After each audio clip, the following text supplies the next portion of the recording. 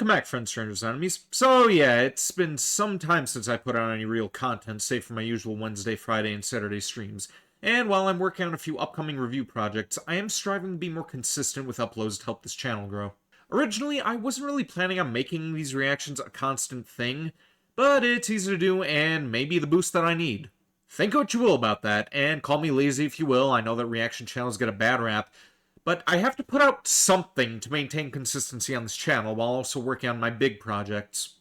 I'm only one halfling, and with only me working on the scripts, editing, and filming while also working a real job, it's hard fucking work and there are gonna be gaps in my uploads. And it's not like I'm saying, fuck it, let's just scrap the review stuff and just take the easy road. The reviews are coming, but unless you, the viewer, want to start tipping me so I can quit my job and dedicate my full time to this channel, I need to find some other way of growing on my own. This being said, tonight's reaction is going to be on a recently uploaded video by Diaz Station called How Sonic X Ruined Shadow the Hedgehog Before the 2005 Game. Oh boy, this is going to be fun. Yeah, keeping on with my current Sonic fixation after watching the third film, I figured I would check this out since it's in my recommended. And, judging by the title along, I don't think that I'm going to see eye to eye with this guy. Shadow the Hedgehog is probably one of my favorite Sonic games, and he was portrayed fine in that. I don't think he's nearly as edgy as people like to criticize him for being, at least not in some certain story paths. And as for Sonic X, yeah, he was fine there too to my recollection. Who knows, maybe he'll bring up some good points here and there, and I'll have my own change of heart. Let's just see what we're in for. Before the video starts, I'd like to raise awareness on a friend's GoFundMe. Her family restaurant has been going through some hard times, and I thought I could help them by raising awareness for it on my own channel. A link to it will be provided in the description. Please donate any amount of money you want or spread awareness for it however you can. I'm not asking for much, just to give a moment of your time to help them out. Any form of help would be deeply appreciated. Thank you. Let's go! Hey, hold it, Shadow. You're not gonna leave this kid behind. Nah, fuck him. Let him die. What happens to that boy? Hey, yeah, basic Shadow. In one of my previous videos, I discussed how Sonic the Hedgehog 3 did a very good job characterizing Shadow, even though there were some glaring mistakes in how they did it. It's easy to tell that the filmmakers have a genuine understanding of what his character is supposed to be, and I look forward to how they expound on his character now that the whole revenge thing has been resolved. Unfortunately, there were some notable problems in how he was characterized. There were times in the movie where his character would cross into edgelord territory. There was making him ride a motorcycle when he clearly doesn't need one. There was making him wield a gun, which made me remember some very bad things. Okay, here we go. Powerful projectiles with his chaos energy. They made him leave Agent Stone to drown when the Shadow in Sonic Adventure 2 would have put his revenge quest on hold to save him. And there were a few times they gave him dialogue like this. What did you do? What I had to. It's almost finished, Maria. You will have justice. Now you know my anger, the pain I've felt for 50 years. The movie's characterization is definitely a far cry from other iterations, but there were certainly ways in which the movie could have done a better job. But it also left me asking myself a certain question. How did this horrible characterization of Shadow get started anyway? I wouldn't call it horrible, it's fine. He's fine. Didn't even have any edgy dialogue. Sure, he wanted to destroy the Earth, but the game showed very clearly it was based on a misunderstanding, and he immediately tried to fix his mistake. Even Sonic Heroes, the game following the events of Adventure 2, didn't characterize Shadow that way. It characterized him as a pretty chill guy who got along what with the hell is going on with the clipping there? He's like missing half a torso in that image. About him having amnesia, that meant they could do whatever they wanted with him in the next game. So they made the next game about appealing to edgy teenagers with guns and gritty color styles, and rewriting Shadow as an edgelord with murder in his eyes every time they do a close-up of his face. I know it's really easy to put the blame on that horrible game for the misconception of his character, and it's really easy to see why because you don't get more on the nose than that. But what if I told you this was a problem with Shadow's characterization even before that game? Yeah, this game was overhated. That Shadow the Hedgehog was fine. Now, to be fully honest, I can't say for sure that there's a 100% correct answer for this question.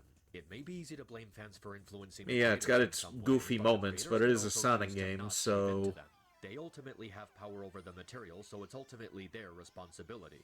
And this leads me to, at least what I believe, the first incident of Shadow's mischaracterization happening, Sonic X. Now, this video isn't going to be about whether or not Sonic X as a whole is a good show. That's a topic for its own video. This is instead going to focus on the time it adapted the story of Sonic Adventure 2. Honestly, I think that show could have used a couple more seasons. It was pretty From the great. pacing to the filler to the way Shadow was written, it is a terrible storyline and a terrible way to introduce people to the character of Shadow. And the worst thing about it is that the first episode tricks you into thinking it's going to be good. There's a really good sense of plot cohesion by opening with Sonic and friends actually dealing with the aftermath of Chaos destroying Station Square. It's good that they show very real consequences for the events of that storyline, rather than just brushing it off and continuing to the next plot point. They even do a pretty good job building up to Eggman breaking into the research facility instead of just throwing us into it. There's a pretty good moment of revelation when he discovers that he was actually born on Earth when he comes across records of his grandfather Gerald, with an intriguing sense of mystery for how the two worlds can be connected. But then we get a bunch of boring scenes with Rouge talking to the president and Chris moping about moving away from his house, and oh my god, I'm just starting to remember how atrocious the pacing of this storyline is. We spend so much time digging around with the human characters. You know, I have been rewatching Sonic X in my own time. I don't remember it completely, but from what I do remember, it was fine. In comparison, the story of the anime is 2 hours long. The anime adaptation is an hour longer, and yet there's less going on. I mean, how do you do that? It would be one thing if these scenes did something to flesh out the story or add something different, but they don't do anything like that. They pretty much do the same thing as the game, except Chris and the other human characters occasionally butt in to pad out the runtime. It's the same problem as Kingdom Hearts, just replaying scenes from the Disney movies while having the anime characters reacting to shit in the background. In fact, it's so painfully bad that they just stumble upon one of the Chaos Emeralds completely by accident. No build up to it, they just randomly trip on it while Rouge is fighting Knuckles. So what, you would rather have a clone of Sonic Adventure 2? Anyway, Eggman breaks into the facility and awakens Shadow, and from here events play out pretty much the same way. Shadow teams up with Eggman, frames Sonic for stealing a Chaos Emerald, more horrible human character filler, they have a brief fight in the city, and the gang goes to Prison Island to rescue Sonic. And here's where the big problem comes into play. Throughout the next several episodes, Shadow is constantly being characterized as this brooding, edgy, scary guy. And I should not have to tell you that this is not at all how he was in the game. They have to do this thing where they do a sinister zoom in on his eyes glaring at someone with the other characters acting intimidated by him. And they do this several times. It's a lame technique they use to try and make Shadow look cool when all it really does is make him look like one of those OCs based on a badly written fan fiction. What the fuck? Hold on a sec, what is that? What the fuck was I just looking at? Glaring at someone do this several times when all it really does is make him look like one of those OCs. Name? What? Okay, you spelled name wrong. Victor Legless. Age, fuck you, he can't die. Like death metal, goth stuff, blood, murder, puppies, parents killed by serial killer.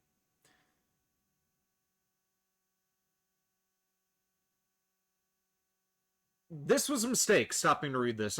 I feel like I'm losing brain cells right now. Let's get back to the video. He's based on a badly written fan fiction, and it gets way worse during their mission to steal the Chaos Emeralds from Prison Island. So first of all, Shadow gets his call from Rouge during his fight with Sonic, and he doesn't go through the existential crisis because he's still fighting him. That was an important part of the story because it showed how Shadow was capable of empathy and compassion. He developed a partnership with Rouge, and finding out about her life being in danger made him remember Maria, and he goes to save her. But in Sonic X, it's just an afterthought. So the anime already lacks the emotional satisfaction of the original game. And you know what makes it even worse? Shadow doesn't care about Rouge's life. He just wants to get the emeralds from her. Yeah, that's a middle finger to fans of the game. It characterizes Shadow as not caring about Rouge when he absolutely did in the game. Okay, in the hold on. About him having a PTSD panic attack. In the original game, his end goal was to destroy the entire Earth with the Eclipse cannon. Like, him, everybody, Rouge included. So going back to save her would have been pointless to begin with. Like, doesn't it make more sense that he would just, like, say, fuck everything because they're all gonna die anyway? That seems like a bit of an oversight in Adventure 2 itself. Why go out of his way to save her if she's just gonna die with the rest of them anyway? While rushing to save her, Rouge's pleas for help reminded him of losing Maria, and he was going through conflicting emotions between fulfilling his mission and saving his partner. Sonic X takes the intrigue that was present during White Jungle and throws it to the wayside just to focus on avenging Maria. It makes Shadow single-minded. Well, in this one they had to shoehorn Chris in there. That's why they had... Oh, but don't worry, folks. Yeah, that's when they had this revelation, because of this little bastard. Instead of waiting for his butler like he was told, he grabs Shadow just as he uses Chaos Control to warp to the location of the Emeralds, which in itself is a plot hole, because why didn't Shadow just teleport to the Emeralds from the start? Shadow reaches Rouge in the vault alongside Chris and gets ready to use Chaos Control to teleport them out of there. But then we get this really scummy moment from Shadow. Hey, hold it, Shadow. You're not gonna leave this kid behind. It doesn't matter to me what happens to that boy. Pardon me? Did Shadow just say out loud that he doesn't care about leaving a kid to die in a giant fiery explosion? He's plotting to destroy the Earth. Like that? What the hell is wrong with you? Shadow in the original game didn't disregard Rouge's life. He was actively trying to save her and not just going for the emerald. Yeah, and that seems like an oversight on Adventure, though. He was going through. Caring about someone when he previously thought of it as weakness due to his trauma of losing Maria. And I'm not trashing on the game at all. I love the Sonic Adventure 2 game, but I don't know, making this kind of comparison, like he already, again, I'm being a broken record here, he planned on destroying the Earth with the Eclipse cannon. Like, him, Rouge, everybody would have died anyway. So why would he go out of his way to save people when he knows that he's already damning them? That complaint doesn't make any sense to me. I don't know, maybe I'm the idiot in the situation, but that's just my logic on this. Made Shadow more human because it showed how he was capable of putting aside his desire for revenge to help someone who was in trouble. But here, Shadow just hand-waves it away as an inconvenience and is willing to let someone die just so he can keep pursuing his revenge. Yeah, his revenge where he's gonna murder everybody on the planet. Point to this scene in the game so badly. I get it, Chris is a horrible character and no one likes him, but... Okay, we agree on that. Why are you making Shadow behave like this? Because he's a horrible character, you just said. Nor was he trying to get revenge for his own satisfaction. He was fulfilling a promise he made to Maria, and he was manipulated into remembering it wrong because of Gerald's brainwashing. He was trying to fulfill what he believed was the dying wish of his only friend. So there was more reason to destroying the Earth than just... I want revenge, he said. But here, Shadow actively disregards the lives of everyone around him just so he can pursue his goal. And you can't even make the argument this is the result of 4Kids being a horrible dubbing company, because in the original Japanese version, he says the exact same stuff. They fundamentally get his character wrong because the Shadow from the game wouldn't readily let his comrades die like this. Is this what the whole rant's going to be about? Because look at how cool and brutish I feel like I'm going to be bringing up the same point over and over again throughout this. Absolutely ridiculous. But then Chris begs Shadow about helping Sonic, and that somehow makes him remember Maria. The problem is that it's nowhere near as impactful as the game because it doesn't even make sense with how the situation was set up. Shadow knew Rouge for a set period of time. He formed a camaraderie with her and displayed a sense of teamwork with her. That's what made him risking his life to save her work, because there was an established relationship with her that would believably remind him of Maria. Here, Shadow just met Chris 10 seconds ago. He doesn't know this kid from Adam, so why would he suddenly care about anything he says? Especially if this version of Shadow is single-minded in pursuit of revenge. The reasoning behind this makes no sense. They just have him remember Maria because, well, he remembers Maria in the game, so that makes it automatically faithful to the source material. Well, this is kind of a dumb reason, but it's probably because he was human. Later, we're told the island was successfully evacuated. Because, yeah, it's totally believable that a military island that huge would be evacuated. Yeah, take that how you will. In the 5 minutes they had between discovering the explosive and the place blowing up. We then see Chris being brought to the space colony and they talk about its history for a bit. And then we have to get another one of those stupid close-ups with Shadow glaring at someone with another character looking intimidated by him. Oh yeah, look at the way that Shadow glares at Chris and makes him scared. Doesn't it just ooze a vegginess? Following that, we have a flashback of Maria's death. Now, the flashback itself isn't a problem. It's done reasonably well and showcases a source of Shadow's trauma. The problem is what Shadow says immediately after. They'll pay for what they did, every one of them. Oh man, you can feel the edge emitting from that line, huh? It's so edgy that I can practically hear crawling playing in the background. Okay, but in all seriousness, what was with that line? That is a deeply sinister expression of Shadow's hatred for humanity, and as far as I know, he never said anything like this in the game. Are they trying to make him more deep and complex? Because a line like that is about as deep and complex as a puddle of water. They even have to make it look like Chris is intimidated by him while he's glaring at the Earth. In the game, Shadow didn't have this intimidating aura when Rouge was talking to him. He was just lost in thought, remembering the good times he had with Maria while living on the Ark. It was somber and bittersweet because Shadow was remembering a happier time in his life, thinking about his purpose, hoping to find meaning while exploring Earth, sharing these thoughts with Maria. It's a really moving moment in the story. In comparison, Shadow only remembers Maria's death and wants humanity to pay for it. That is such a night and day comparison between Sonic X and Adventure 2 that they couldn't be any further apart from each other. It's just not satisfying because it's far less subtle in how Shadow is written. If you want him to hate humanity, that's one thing, but at least give him that sense of compassion he had in the game. So far, he hasn't shown anything like that. Oh, I guess except for that forced nonsensical, "This kid reminds me of Maria, so I suddenly care about him." And remember what I said earlier about the horrible pacing? How elements from the game Well, end if up they being rushed because cut of all Chris the time out of they it waste on the entirely, human they characters. probably could have Well, worked that in a ends up scene like happening that here with Rouge. Eggman Like, quickly summarizing the I feel power like of the Chris Eclipse is canon. In the game, Shadow takes his time to explain what the canon is sole capable reason to of. blame He for that delivers the encounter. information in an intimidating fashion, one that makes you fear the power that it's capable of when all the Chaos Emeralds are assembled. They took the time to build up the threat of the canon and establish how Eggman can use it to enslave humanity to his will. It was actually pretty chilling the way the scene was paced out. In Sonic X, Eggman briefly goes over it with one line of dialogue. The Eclipse Cannon draws its energy from Chaos Emeralds and generates enough firepower to destroy an entire planet. God, they didn't even try to recapture the fear factor of the original game.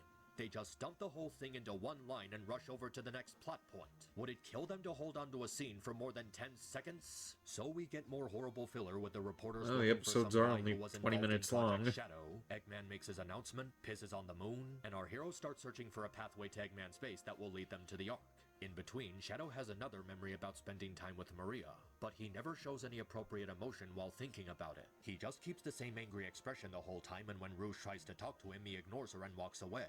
I get the idea that Shadow is a reclusive person dealing with trauma, but he was never completely antisocial. When Rouge talked to him in the game, he engaged in a conversation with her.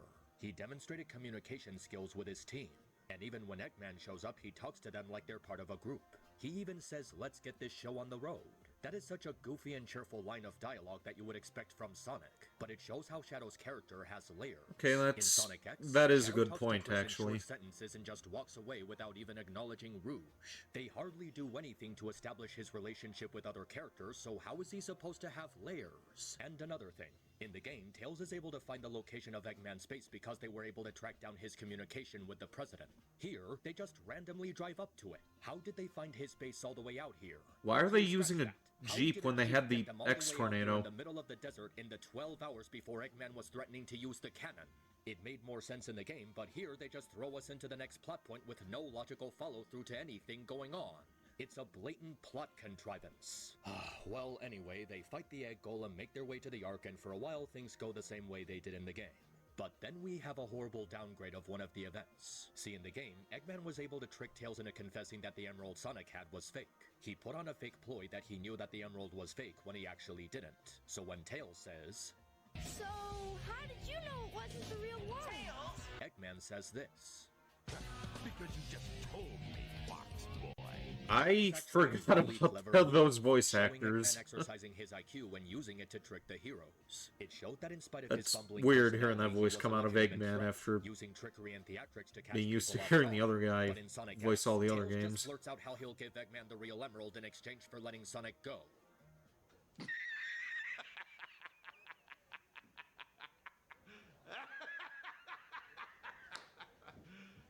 You serious? Is this idiot for real? He just blurts out how the emerald was fake? They could have kept up the ruse and tried to use the emerald as a bargaining chip.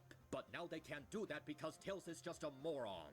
And it also robs Eggman of his shining moment, using his cunning to trick them into admitting the emerald was fake.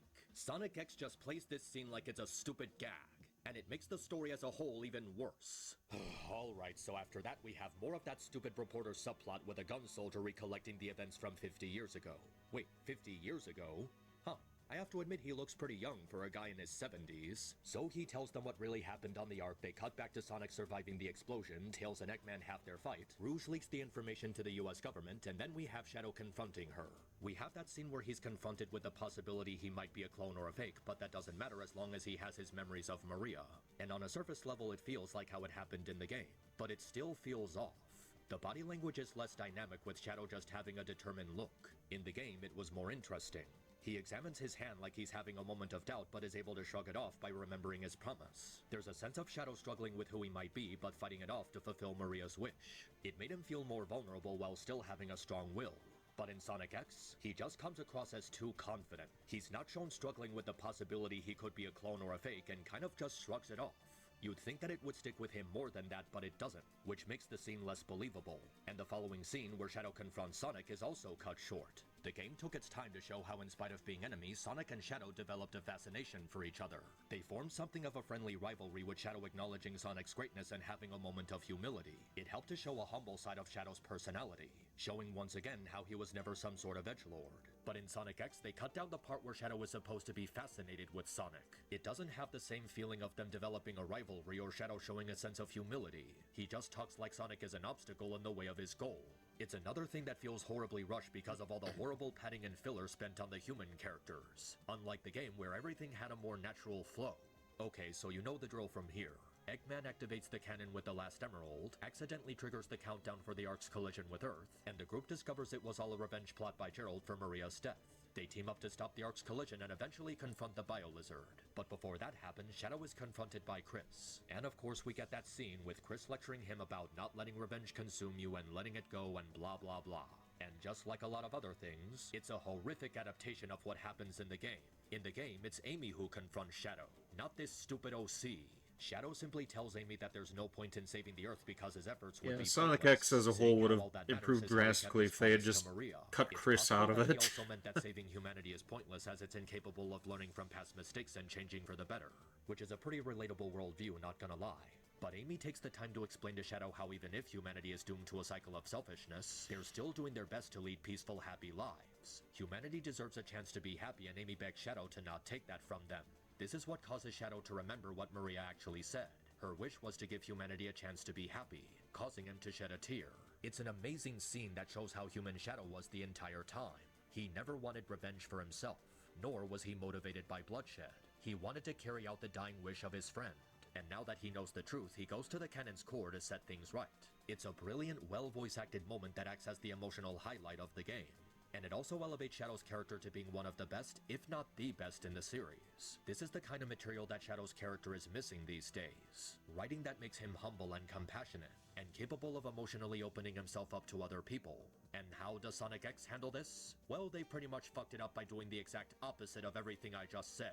Both the 4Kids dub and the original Japanese version completely assassinate Shadow's character in this scene, making him violent towards Chris and going on edgy rants about how Earth deserves to be destroyed. All the things that made this scene so impactful in the original game are completely taken out and replaced with this stupid edge streak nonsense. Shadow acting calm and neutral, now he's filled with rage and anger. Shadow not behaving hostile towards Amy, now he's using his powers to attack Chris. Shadow simply he finding probably solace reached in a fulfilling breaking Maria's point. wish. Now he's ranting about how unfair Maria's death was and how humanity deserves to be destroyed. And the dialogue is so childish and cliche. It's just your run-of-the-mill revenge dialogue we've seen in thousands of other stories. They could have added something different, but there's nothing unique about any of it. And on top of that, it robs Amy of her moment of glory. Her talking to Shadow about the importance of saving and preserving the Earth was her single greatest moment in the franchise. Even for a brief moment, they added complexity to her character instead of just making her a creepy Sonic-obsessed idiot. Her Good shit, dialogue was by the way. profound and Shadow and intellectual, Amy. and it demonstrated her soft, kind-hearted spirit. It made sense for her to be the one to talk sense into Shadow because her motherly speech was the most in character for her to deliver. Like, could you imagine any of the others saying this kind of speech to Shadow in a time of crisis? It was a scene in the game that made Amy important. She contributed to the story in a meaningful, practical way. But Sonic X takes all that away from her, because they had to give this moment to that stupid moron Chris. Yeah. His role in the story is reduced to being a damsel in distress and a background character. Even the scene where she goes with them to Yeah, rescue Sonic from prison ends unfortunately. up being pointless because Sonic was gonna rescue himself from the prison cell anyway. Amy's importance in the story is taken away from her, the pacing of it is just as badly rushed as everything else, and it characterizes Shadow as a selfish, revenge-obsessed edgelord. I was willing to put up with all the other problems in this arc as long as they got this part of the story right, but this is the straw that breaks the camel's back. Honestly, let's just wrap this up because I'm starting to get a headache from it. Shadow remembers Maria's last wish. He helps them fight the Bio-Lizard and presumably sacrifices his life to stop the Ark. Sonic gives Chris one of his inhibitor rings and the story ends. Man, was this an annoying one to get through. Normally I don't have strong feelings for Sonic X. I just have fun with the so bad they're good memes the 4Kids dub gave us. But this adaptation of Sonic Adventure 2 was absolute dog shit. Every single thing about it I is don't a know severe about that. downgrade from the game. The pacing, the character writing, the story details, the way it characterizes Shadow, the dialogue, the internal logic. Even the animation feels stilted and unenergetic. In spite of its art quality and variety of color, it lacks the emotion and body language that was present in the original game. This particular set of episodes came out in November and December of 2003, 2 years before the release of Shadow the Hedgehog, and 2 years after the release of Sonic Adventure 2. So I'm willing to believe that this is patient zero of Shadow being written as an edgelord for the sake of being an edgelord. And I know for a fact this was purely Sonic X's fault, because the two Sonic games that were released around the same time that brought back Shadow, Sonic Heroes and Sonic Battle, didn't have Shadow characterized as an edgelord. The three projects were clearly being done by different teams and had to be released during the same time slot, so Sonic X wouldn't have been able to influence them like it did for the 2005 game. Whatever it was about Sonic X's characterization of Shadow in these episodes, they must have had an influence on how he'd be written in future projects, because after this, we got that shitty 2005 game, and all the other instances of him acting edgy. The game was fine. No, maybe I'm being too harsh, or maybe there's another explanation behind all this. I guess you can make an argument for how it's not entirely Sonic X's fault. There could have been a number of other things that contributed to this. Yeah, I'm gonna say you were probably a little bit too harsh on this. He's supposed to be edgy because of his character design. Maybe Sega was trying too hard following the hardcore trend of edgy stuff that was popular during the mid-2000s for some reason. It could have been any one of these. But still, as far as I know, this was the first ever instance of Shadow being mischaracterized. All the way back in 2003, a mere 2 years after the release of Sonic Adventure 2. I don't know, maybe I'm just trying to make sense out of how this whole Shadow is an edgelord thing got started. It's just that Shadow in Sonic Adventure 2 was It's probably about the fantastic colors. character, I mean, and he deserves better than all the misconceptions that he's some kind of edgelord that Yeah. over the last 20-something years. For what it's worth, I do believe that things have gotten better, with the third live-action movie doing a really good job characterizing him. And he's even gotten some good characterization in things like Sonic Prime and Shadow Generations. These were things in the Sonic franchise that truly understood Shadow's character. Still need to A watch socially Prime awkward and introvert check out recovering from trauma Generations. while learning how to emotionally open himself up to other people. These are things that feel like a true spiritual successor to Sonic Adventure 2, because they continue the story of the character in a way that's faithful to how he was represented in that game. With these things in mind, I'm certainly hopeful that we'll get more material like this in the future and we can finally leave that whole edgy misconception behind us. Sonic X's adaptation of Adventure 2 may have been terrible, but that was over 20 years ago. Things have definitely gotten better since then, so I think it's easier to forgive how it was handled here. Perhaps there is no definitive answer to where this misconception of Shadow's character came from, but maybe it's not important to figure that out, at least not anymore. Because what is important is that nowadays we have a much better understanding of his character. 2024 was indeed the year of Shadow, setting things right for the red and black blur after a long time of stagnation. And there's maybe we'll certainly finally lot of get a reasons sequel look on to the bright Shadow side the of things when it Hedgehog. comes to Sega's handling of the Love to IP see him as get a his whole. his From own better games to better shows to second better spin-off movies, game. It's never been a better time to be a fan of Shadow and Sonic the Hedgehog. Just don't, end up completely like Sonic fans. Yeah. Alright. Well, yeah, he brought up a couple of good points there, but that whole tangent about him... What the fuck is that? What the fuck is that?